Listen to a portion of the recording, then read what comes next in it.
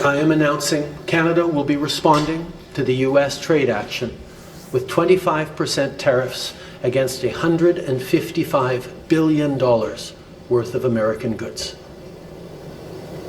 This will include immediate tariffs on $30 billion worth of goods as of Tuesday, followed by further tariffs on $125 billion worth of American products in 21 days' time to allow Canadian companies and supply chains to seek to find alternatives. Our response will also be far-reaching and include everyday items such as American beer, wine, and bourbon, fruits and fruit juices, including orange juice, along with vegetables, perfume, clothing, and shoes. It'll include major consumer products like household appliances, furniture, and sports equipment, and materials like lumber and plastics, along with much, much more.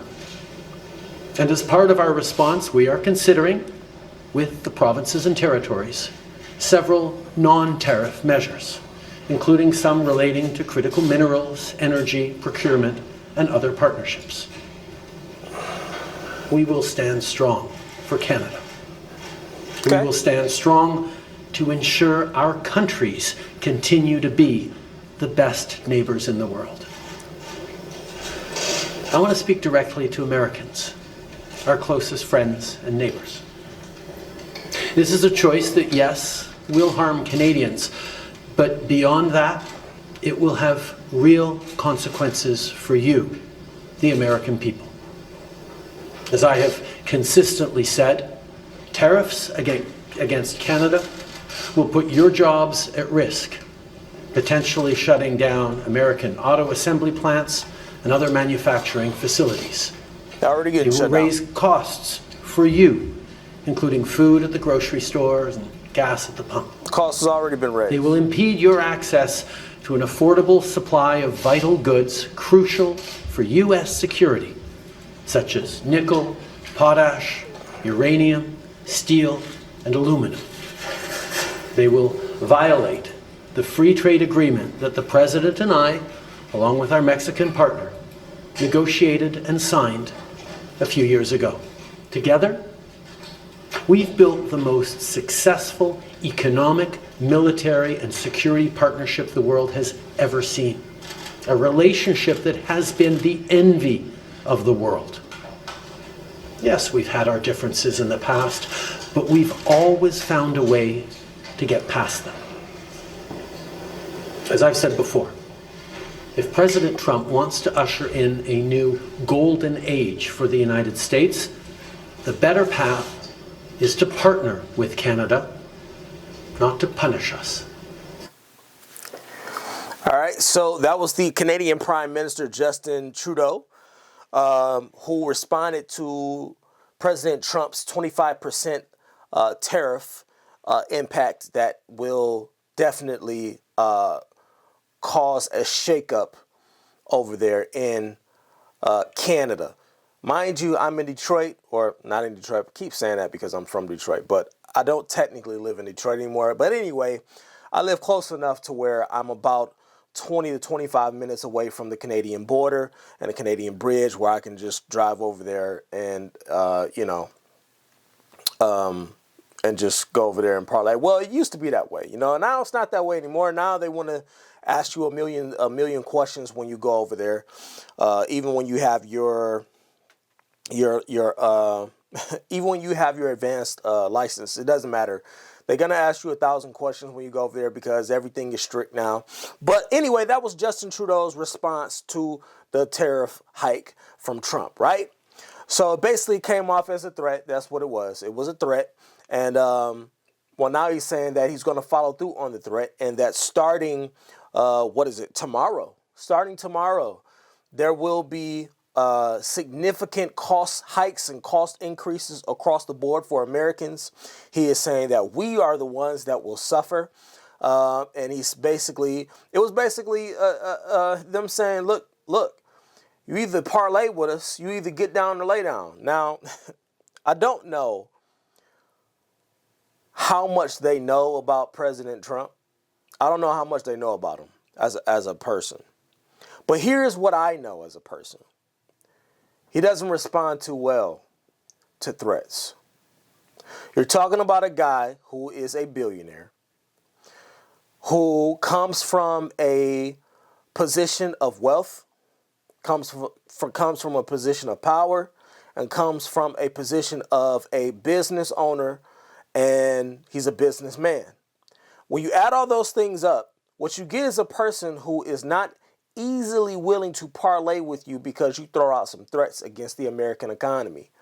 Now, if this had been Kamala, I'm pretty sure that, this wouldn't have happened because they wouldn't have imposed the tariffs. But let me tell y'all something about the tariffs, though. Everybody's wondering, why are we imposing tariffs? Why are we imposing tariffs? What you're about to see in this next video explains why the tariffs are necessary. America, for the most part, has been an open ATM for other countries. We're sitting up here with a $300 billion deficit that we aren't making any headway on, which is why he brought in and instituted a whole separate branch to find out what's going on with American money and where it's going. Let's get to this next video.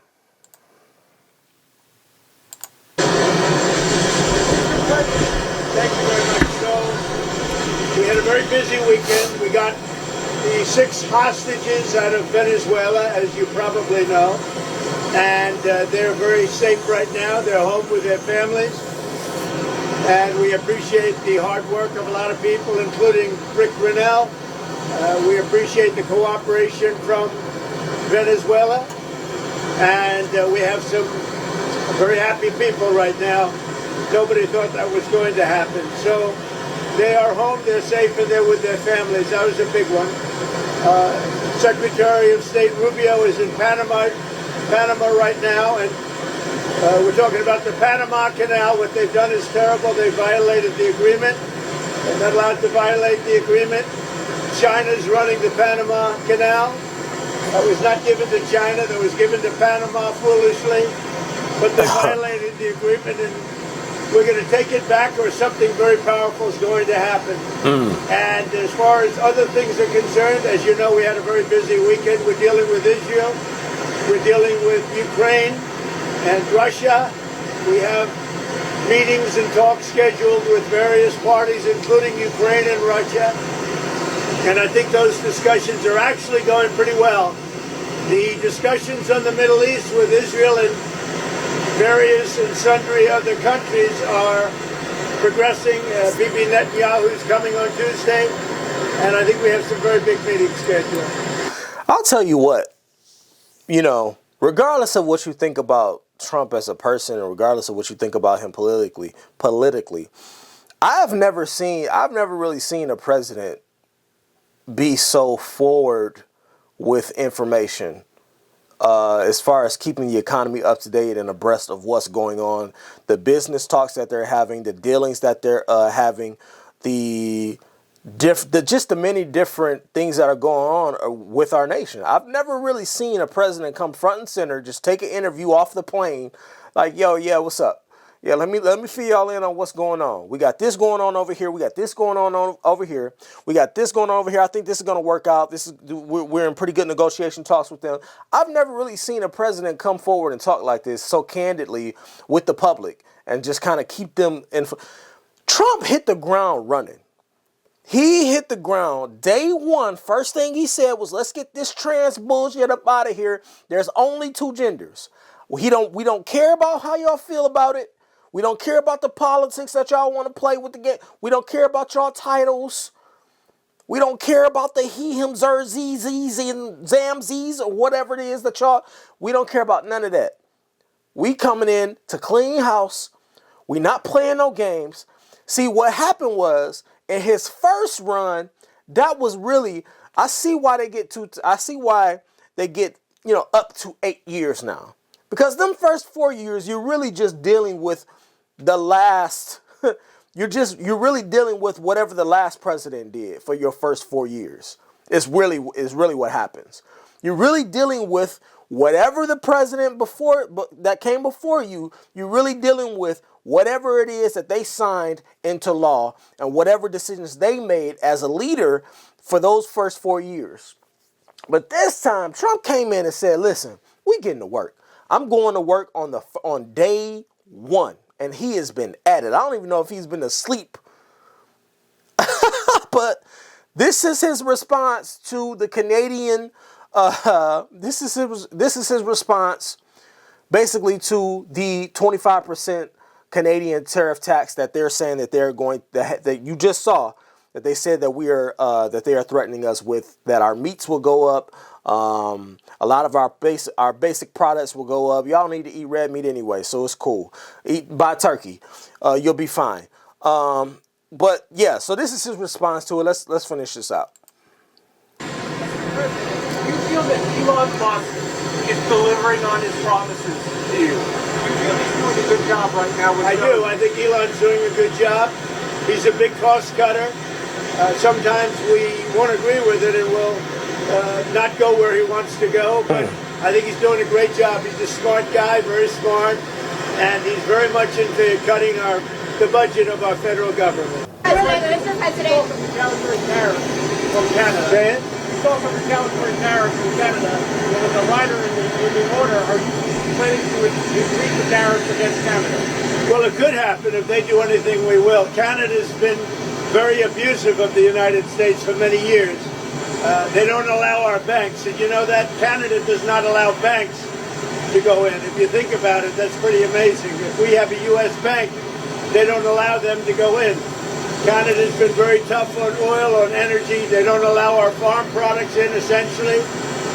They don't allow a lot of things in, and we allow everything to come in. It's been a one-way street. We subsidize Canada by the tune of about $200 billion a year. And for what? What do we get out of it? We don't get anything out of it. I love the people of Canada. I disagree with the leadership of Canada. And something's going to happen there. But if they want to play the game, I don't mind. We can play the game all they want. Mexico, we've had very good talks with them. And this is retaliatory. This is retaliatory to a certain extent. Millions of people flowed into our country through Mexico and Canada. And we're not going to allow that. And by the way, we have among the lowest numbers we've ever had of people crossing our border. The lowest numbers since my administration. Mr. President, you said, so on Truth Social, you said that you were going to cut aid from South Africa. Will you plan to cut aid across other African nations, and why South Africa? No, it's only South Africa. Terrible things are happening in South Africa. The leadership is doing some terrible things, horrible things. So that's under investigation right now. We'll make a determination. And until such time as we find out what South Africa is doing, they're taking away land, they're confiscating land, and actually they're doing things that are perhaps far worse than that. And on the Fed Chair Jerome Powell, he held rates. What's your reaction to him not changing the rates? What did you say? Fed Chair Jerome Powell, the Fed meeting was this week, he held the rates. He didn't cut them. No, I'm not surprised. I think holding the rates at this point was the right thing to do. Mr. President, which country will be next on tariffs? Would you consider taxing the UK, for example? Well, we're going to see what happens. It'll happen. But we're going to, we'll see how things work out. It might happen with them. It will definitely happen with the European Union. I can tell you that. Because they've really taken advantage of us. And, you know, we have over a $300 billion deficit. They don't take our cars. They don't take our farm products. They take almost nothing. And we take everything from them. Millions of cars, tremendous amounts of food and farm products. So the UK is way out of line, and we'll see the UK, but European Union is really out of line. UK is out of line, but I'm sure that one, I think that one can be worked out. But the European Union it's an atrocity, what they've done. Well, Prime Minister Starmer has been very nice. We've had a couple of meetings. We've had numerous phone calls. We're getting along very well. And we'll see whether or not we can balance out our budget. With the European Union, it's a $350 billion deficit. So obviously something's going to take place there.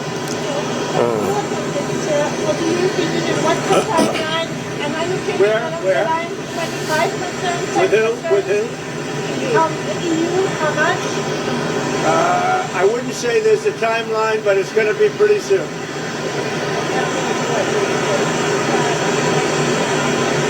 No, I'm not concerned. We may have short-term a little pain, and people understand that. But long-term, the United States has been ripped off by virtually every country in the world. We have deficits with almost every country. Not every country, but almost. And we're going to change it. It's been unfair. That's why we owe $36 trillion. We have deficits with everybody. We help everybody. We've been helping everybody for years. And to be honest, I don't think they appreciate it.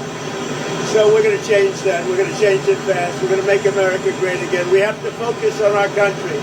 We have tremendous potential if properly used, and we have to focus on our country.